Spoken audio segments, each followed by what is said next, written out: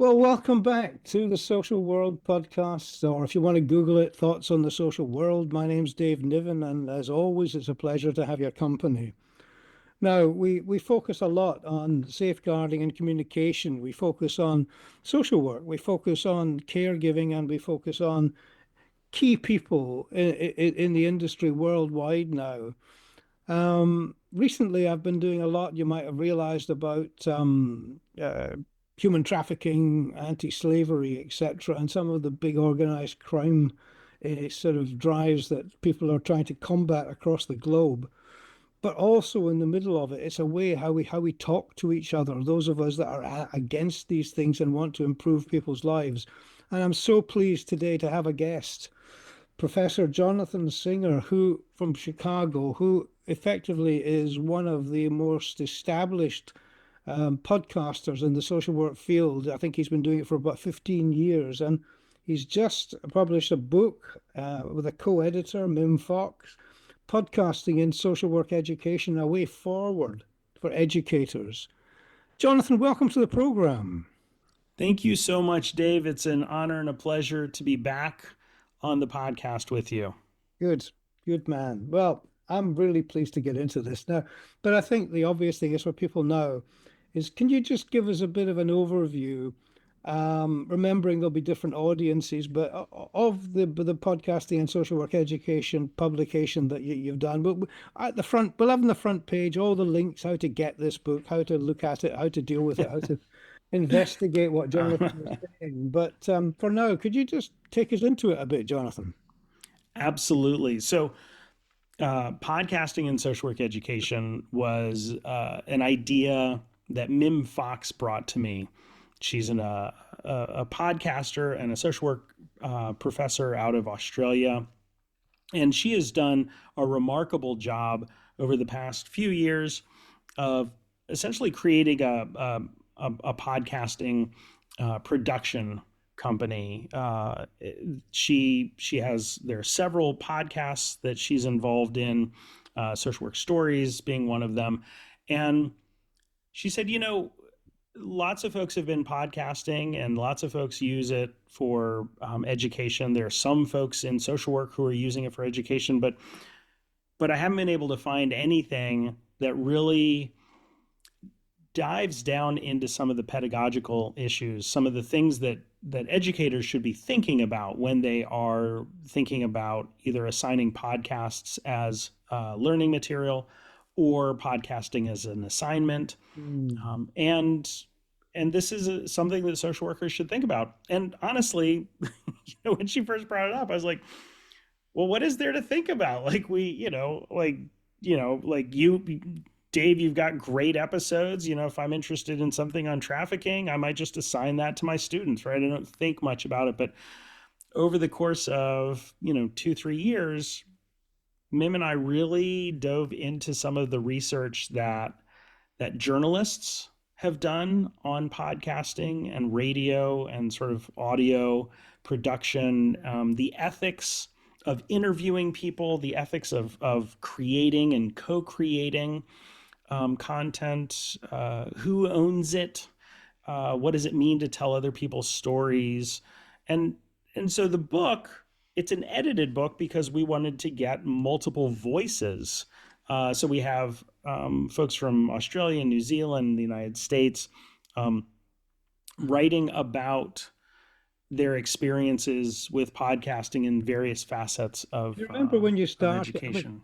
when you started yours, what, 15 years ago, it was a fairly open field.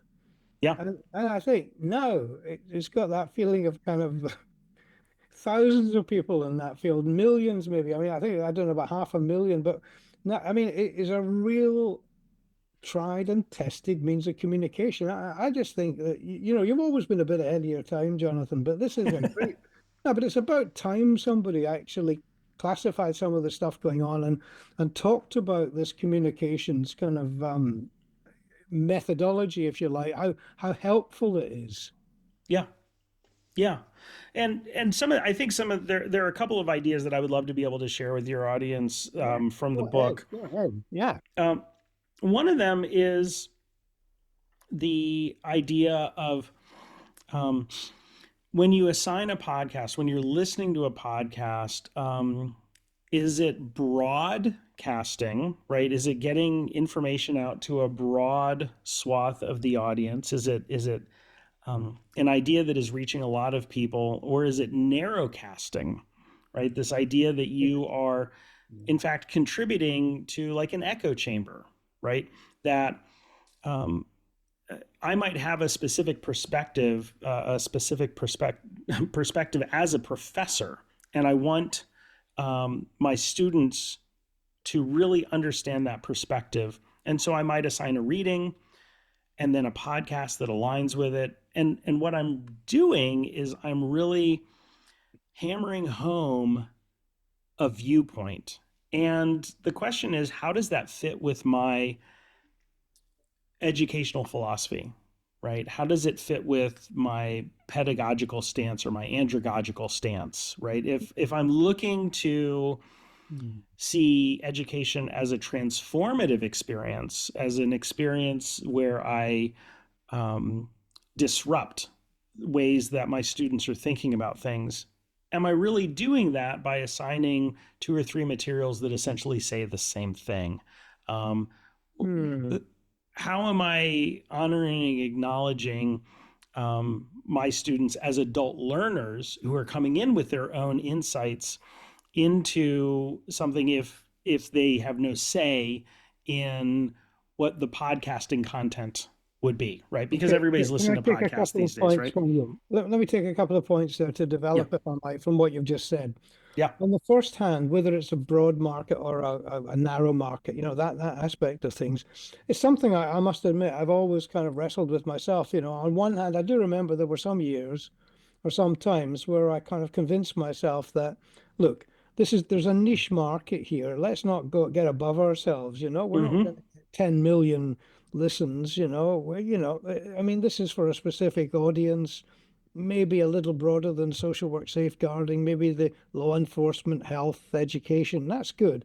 But it's a Yeah, niche market. We're not necessarily going to pick up Joe next door. right. On the other hand, I think, well, hang about.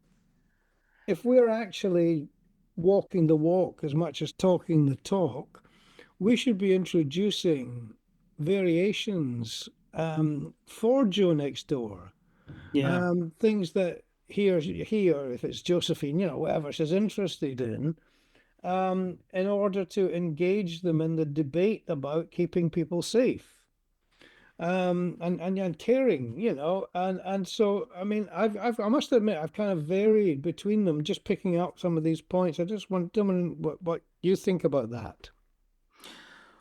well, so I think this is really an important thing, that there's a practical side to it, and um and then there's like an intellectual side. And I think that you and I probably are very similar in the sense that I'm a professional, right? I'm a social work professional, and part of being a professional is recognizing your lane, right? Mm. This is my area of expertise, this is what I can speak to, and this is what I can't speak to. And I think that I have always erred on the side of staying in my lane. Now, part of that is kind of technical and kind of production side, right? Which is the side that says, I know that things that I'm talking about have broader applicability. I just don't have the time or the bandwidth to market it, to find a new audience, to to broadcast more widely than what I'm doing. And I really think that one of the types of podcasts that would be fantastic if somebody were able to create is what I like to think of as the expert panel podcast, which would be social workers talking about topics that people typically don't think of social workers talking about, right? So it's not Yeah. uncommon to have um, a TV show or a radio show or even a podcast where you'll have somebody with an MBA, somebody with a law degree, somebody who's like an economist, and they sit around, they talk about things having to do with everyday life from their perspective. Mm. Well, social workers have that insight. We don't train ourselves to be experts in the same way that lawyers and MBAs do, right? Um, but it would be fascinating to have a podcast with social workers who could speak from their expertise on issues that people don't typically think of social workers speaking to. Yeah, but social, I Um, mean, social workers are, of course, because I'm sure that's implicit in what you're thinking as well. I mean, social workers are friends, family, neighbors, mums, dads, brothers, sisters, mhm, people that live in the real world anyway. yeah, And, as well as practicing their craft, they're actually living a life. that's right. And I think as much as anybody, it would be greatly valuable to listen to, as you say, a group of them talking, as long as it wasn't complaining all the time about salaries. But uh, I think, there would always be room for that because I'm sure, like you have, I've come across some great communicators within Mhm, social work who don't actually straddle the airwaves very much. It's really interesting. We're not one of the professions that really you hear commentary from regularly on all the broadcast or media platforms. that's right. That's right. Yeah. So anyway, that was I No, think that sorry, yeah, I interrupted you. Go on. no, Sorry. no, no, no, no. But I think that that's an interesting piece about the difference between broadcasting and narrowcasting, and it really speaks to the profession that we're in, right? I mean, I'll say that social work's not the only one, right? So like, if you think about teachers, Hmm. you don't typically see a teacher sitting on one of these panels, right? And if you did, you would expect them to speak very narrowly to teaching. But I mean, teaching is inherently multidisciplinary, right? It touches on all facets of life. And so why not? So Yeah. I think that there's a way in which these professions get ascribed status. And I would love to see social work ascribed a much broader status than it I is. couldn't agree more. I couldn't agree more. I don't know if you ever came across a program I did with a professor from China where he's training social workers to be first responders. No, I didn't. And that's been going on for about 10 years now. And Mm, he's based half in China, half in Hong Kong. Well, although they're mostly the same now, but yeah, whatever. yeah, yeah. But he's actually placed them at great kind of catastrophic events, whether it's earthquakes and tsunamis or great other kind of problematic things that they've gone in at the first wave of responders because if you think about all the social work skills, they can make a great difference in kind of support reorganization, bolstering, and kind of just general care right after them in the aftermath of a major event. I think it's logical, and they're actually practicing it now, but we don't do much of that at all elsewhere in the world. Mm, I just think that kind of innovation is what we should be embracing, things like that. yep, totally agree. Anyway, listen, back to your book. So, um,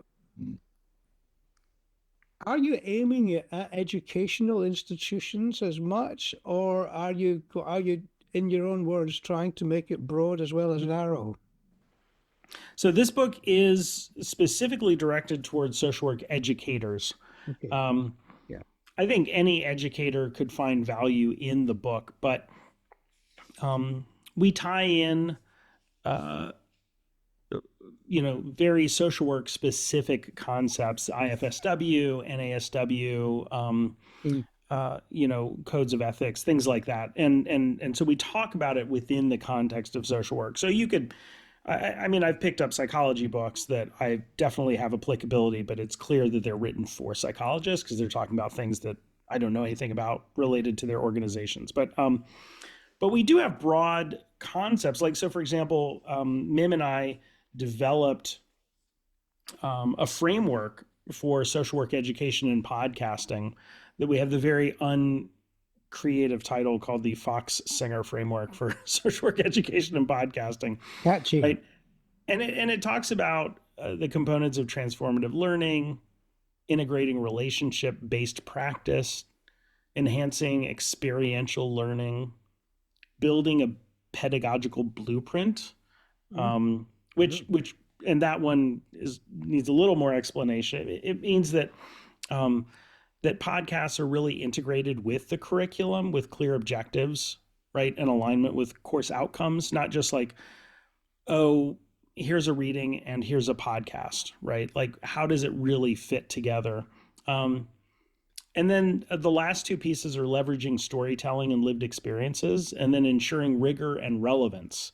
And the rigor and relevance has to do with thinking through this issue that I know you and I have um, uh, thought about, and we might have talked about in other interviews, but Mhm. this idea that um, one of the strengths of podcasting is that you can get voices that are excluded Yeah. from Yeah. academia Mm.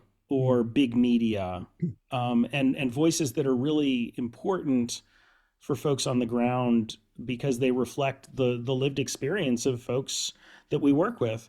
Um, the I think that's downside of so that, important. No, but it's so important. But sorry, go on. Yeah. Yeah. yeah, no, it's so important. But the reason why we can do that is because the host is the gatekeeper, right?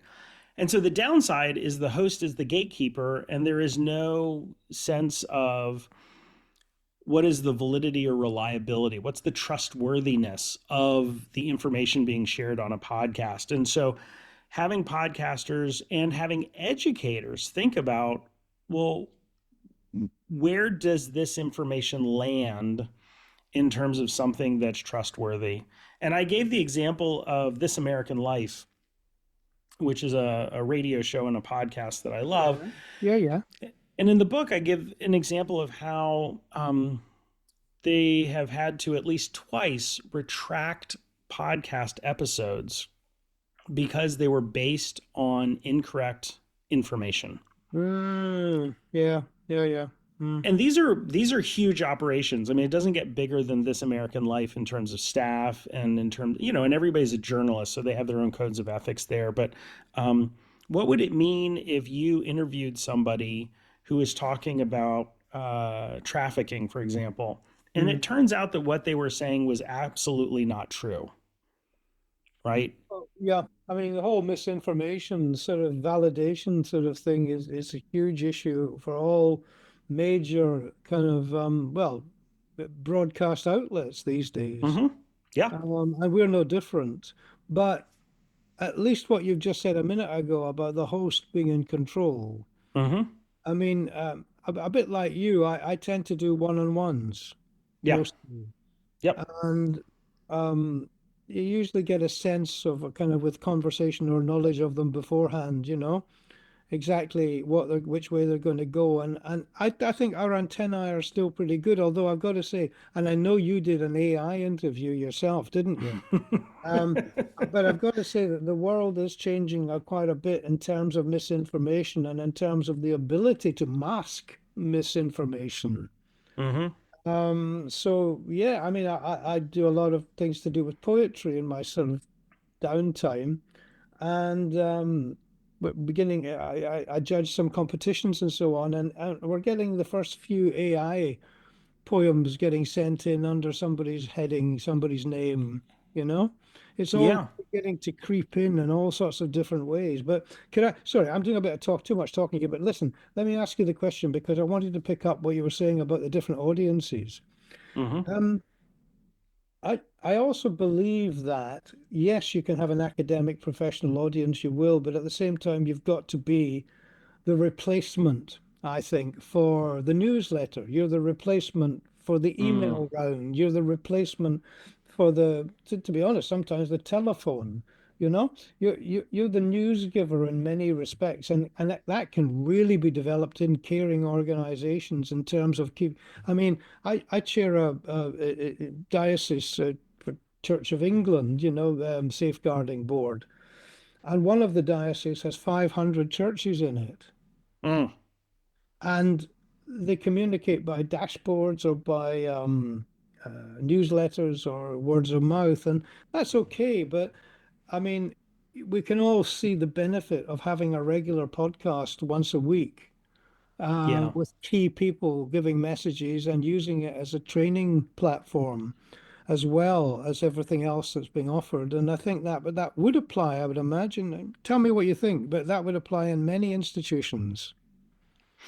Oh, absolutely. Well, and actually, one of the early types of podcasting in education was the weekly podcast from the professor to the students. Right. You had the professor either talking about some of the readings for that week, Hmm. or talking about something that might not necessarily be assigned for the students, but is relevant and interesting. Um, some of the podcasts that were early on talked through some of the issues of the week that were happening in anticipation of the next class. And so I think that there is a long history of podcasts being used as a way to convey that kind of information. Sure. Um, and certainly, if you have, I some wish of it's, people would understand that more, how helpful it can be. yeah. Well, now you mentioned AI. Yes, I yes, I hope you saw don't that. mind me jumping into this, but No. uh, so one of the things that I wrote back in 2023, right? So right now it's December of 2024, and the book came out in November Hmm. of 2024. Um, Back in 2023, I wrote a section where I imagined a future where social work educators could call on AI Hmm. to automatically generate a podcast on any topic. Yeah. Um, and I write about in the book, imagine that you are talking with your students about the concept of empathy. Hmm. And we know that Carl Rogers, who developed person-centered therapy, and Heinz Kohut, you Sorry. know, Every time uh, I think of Carl Rogers, I just think of somebody grunting in a big armchair. that is a very funny image. So Carl Rogers, with his reflective listening and things like that. Yeah, yeah, And then you have Heinz Kohut, who developed self psychology, and they had different understandings of what empathy was, and different understanding of what empathy's role is um, in a therapeutic context. yeah. And so the example I give in the book is, well, it'd be really interesting to be able to ask, and I called it swpodcast.ai, right? My pretend AI social work podcasting Yeah, bot. yeah. Um, I said, imagine that you could ask swpodcast.ai to create a 15 or 20-minute podcast episode where it pulls in the voices of Heinz Kohut and Carl Rogers, and they have a conversation back and forth about their different Mm. understandings of what empathy is. And in the book, right, when I was writing that, I was like, I really think that this is a possibility. I think someday this will happen. Well, before the book even came out in September of 2024, Notebook LM, which is a Google product, Hmm. introduced an audio guide, which is essentially a two-person AI generated podcast. And I think it's phenomenal. And so a situation like what you're talking about with, 500 churches and, information, if you had central office uploading documents into Notebook LM, it could automatically generate a podcast that could be shared based exclusively and explicitly on the information that was uploaded. And it would be a way of creating audio content that is tailored to the audience without requiring humans to have microphones or editing equipment or good bandwidth for their internet or Sounds time great. or whatever it is, right? It's truly a remarkable era that we are entering into. I think our imaginations are being really stimulated by the possibilities of AI. This is all on the upside. Yeah, I do, and I think there's plenty of opportunity to harness AI to our needs. I think there'll always be, though, on the downside, people and things that will be scared about. Uh, sure. and I think transmission of information in itself is not necessarily scary, but if it takes me back to a couple of points you made before about misinformation, Hmm. all it needs is for AI to pick up misinformation, albeit unintendedly, maybe, Yep. and suddenly it becomes gospel. Hmm. And therefore, but there's no human to correct. And I don't know. I just think you're absolutely right. I think we are going to have to embrace AI in all sorts of forms and guises and hosting podcasts and making up conversations between key people from the past. That sounds brilliant. Um, I just, I suppose I'm just being a little bit skeptic. And now that I've hit 21, I'm also a little bit cynical. Well, I, I think, so I think that social workers have an ethical obligation to be skeptical Hmm. and an ethical obligation not to shut the door. Yeah. And if we Yeah. can do that, then we can hold space for um, the people that we work with who would really benefit from and are excited by the possibilities of technology, and also hold space for those who are rightly concerned about ways that technology um, could either limit their ability to make a living, their ability to experience human connection in services, um, to be targeted, rightly or wrongly, by the state, all sorts of things. And so I think both of those are important. Okay, look, maybe the last sort of few minutes or so, but can you just flood the airwaves a little bit with some kind of more key things, perhaps from the book, so that people get an even broader picture? Because I'm really hoping that they're going to go looking for this. So, some of the other things that you might have considered in the book, or you might have left hanging as kind of questions in the air, as it were, for educators. Yeah. Um, so one of the big questions really has to do with the ethics of um, creation or co-creation, co-construction Mm. of podcast content. So I'm going to Right. use this, what we're doing right now, as an example. So, uh, I mean, we've known each other for years, and we have a good relationship. I trust you, you trust me. You've asked me questions, I've answered them, and at some point you're going to send me an email and you're going to say, "I've published the episode." Uh-huh. So there's a lot of trust in there, Mm-hmm. because if you had the skill, you could edit the podcast to make it sound like I'm saying something I didn't say. Now, we know that you and I don't have that skill, nor do we have the time or interest to make our guests say something they don't say. But um, if you're working with um,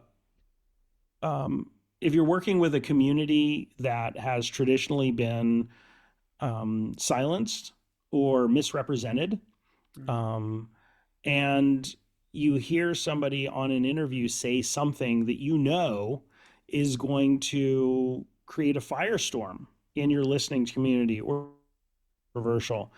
The question is, what is your role as the producer, the host, the person who really has kind of a reputation on the line, um, in the context of getting out a message or a perspective or an energy, maybe, Mm-hmm. that uh, that has value?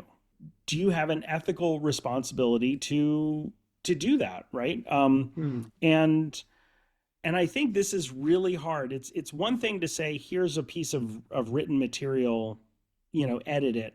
But once something has been um, uh, audio recorded Yeah. it's really hard to edit that together No, so that it. I totally get what you're saying. I don't know the exact answer, but I really appreciate the challenge, if you see what I mean, Yeah, that people like us will have. I mean, in validating what we hear and in putting it out.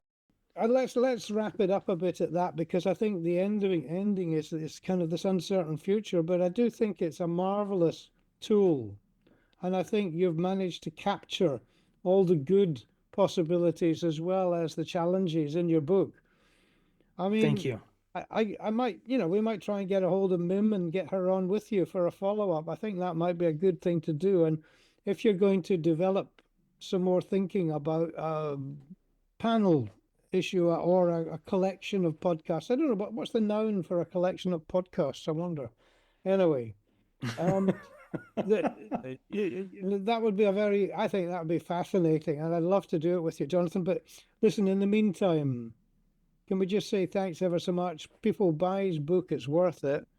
And I'll pick it up with you very soon. And maybe we have you and Mim on, if that would be a good thing to do. And we have a sort of a three-way kind of dissection of how it's been after another couple of months or so. That'd be wonderful. I would love that, Dave. Yeah, that'd be great. Yeah. And thank you so much for inviting me on to talk about this slightly esoteric topic of podcasting and education. I know, but we've got to start somewhere. It's like, there's some lovely clouds before the rain. All right. I will stop the recording now by just saying thanks ever so much, Professor Jonathan Singer. Cheerio. Thanks, Thank Dave. you.